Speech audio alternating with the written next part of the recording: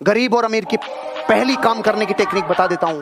गरीब लोग सप्ताह में 40 घंटे काम करते हैं। गरीब लोग सप्ताह में 40 घंटे काम करते हैं। अमीर लोग सप्ताह में 70 से 80 घंटे काम करते हैं। गरीब 8 घंटे काम करने के बाद टीवी का रिमोट दबाता है, बच्चों से मिल लेता है, पत्नी से मिल लेता है, टीवी देख लेता है, यही जिंदगी चलती है।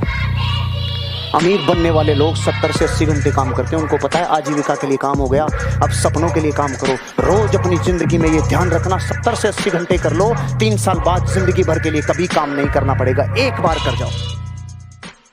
एक बार की बात है, एक राजा था। सुनिए लाइव वाले सब लोग सुनिए, आप अभी इतिहास की बात आई है तब भी बताते हैं, राजा वाली बात बताते, लड़कियों पे सूट करता है। तो उस राजा ने अपने यहाँ के सबसे बेहतरीन शिक्षक को बुलाया, ये भला नहीं करो, सबसे बेहतरीन शिक्षक को बुलाया और उनको कहा कि आप मेरे समाज में जितने ओरिजिनल गधा जानवर जो थे 4 पैर वाला, इसको भी शिक्षा दीजिए। तो कहा कि भाई इसको कैसे शिक्षा देंगे? तो कहा कि हाँ, 1 महीना का टाइम दिया गया टीचर को, और एक बड़ा सा हॉल में 10-15 गधों को रख दिया गया और उसमें टीचर को घुसा के बाहर से बंद कर दिया गया, अंदर खाना पीना सब।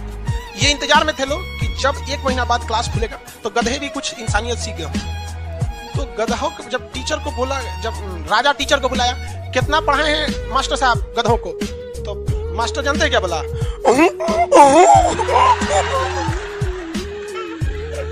मास्टर गधा हो गया था। तो कभी कभी हमको खुद डर लगता है अपने आप के ऊपर। जीवन में सबके प्रति दया का भाव रखना चाहिए, और सबसे बेशर्म चीज अगर कोई इस दुनिया में है तो वो गरीबी है।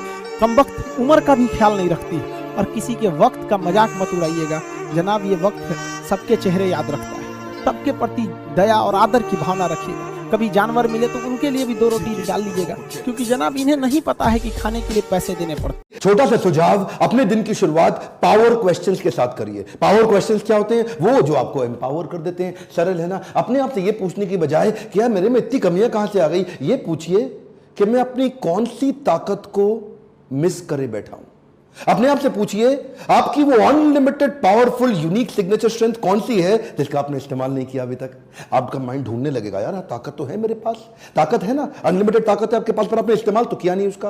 आपने ढक्कन लगाए बैठे, वो ढक्कन हटाने के लिए क्वेश्चन पूछो। रोज सुबह अपने आप से पूछो कि आज कौन सी ताकत से मैं ज्यादा कंट्रीब्यूट कर पाऊंगा, मैं अपनी ताकत का कैसे ज्यादा इस्तेमाल कर सकूं, कैसे मैं आने आसपास के लोगों को और उत्साह बढ़ा सकूं, अपनी एनर्जी कैसे बढ़ाऊं, दूसरों की।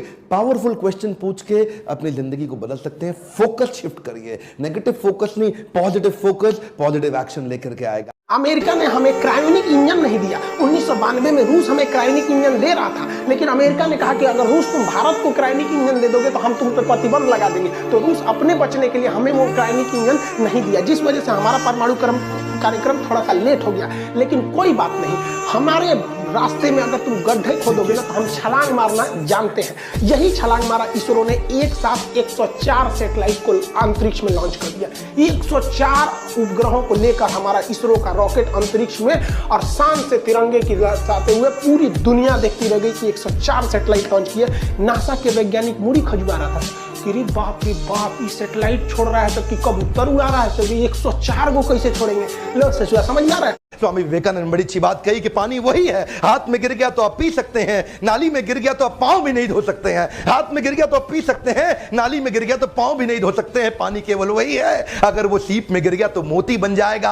आप वही हैं, किसके आसपास रहते हैं वो निर्धारित करेगा आपकी ग्रोथ कितनी होने वाली है, किस प्रकार होने वाली है। जानते हैं उस लड़की को, अरुणिमा सिन्हा, यूपी के गांव से आई थी। ट्रेन की पटरी के नीचे उसको चेन छीनने के लिए कुछ लोगों ने धक्का दे दिया, दोनों पांव ट्रेन के नीचे आ गए, कट गई। सारी रात वहीं पड़ी रही, कोई बचाने नहीं आया। 49 ट्रेन सारी रात में गुजर गई वहां से, एक ट्रेन इधर, एक ट्रेन इधर, एक ट्रेन इधर, एक ट्रेन इधर, बीच में पड़ी रही पटरियों में, जंगल के बीच में। कोई नहीं था, कीड़े चाट रहे थे उसके पांव को कटे हुए, चूहे खा रहे थे उसकी स्किन और हड्डियों को, कोई नहीं आया। सुबह हुई, भगवान तूने मुझे बचाया तो जरूर इतिहास रचने के लिए, अब तो मैं एवरेस्ट क्लाइंब करूंगी, अब मैं एवरेस्ट क्लाइंबर बनूंगी। बछेंद्रिय पाल के पास गई, बछेंद्रिय पाल ने क्या कहा, तूने ऐसी अवस्था में एवरेस्ट क्लाइंब करने के लिए सोच लिया, तू तो एवरेस्ट क्लाइंब कर चुकी है, अब तो दुनिया को तारीख पता लगना बाकी रह गया है। और जानते हैं, एक एक करके न केवल उसने माउंट एवरेस्ट बल्कि 7 पीक दुनिया की पार कर ली। आज एनडीए गवर्नमेंट में उसको पद्मश्री अवार्ड मिला है। साहब, आदमी विकलांग शरीर से नहीं होता है, मन से होता है। अगर मन से विकलांग हो गया तो हमेशा के लिए विकलांग हो गया।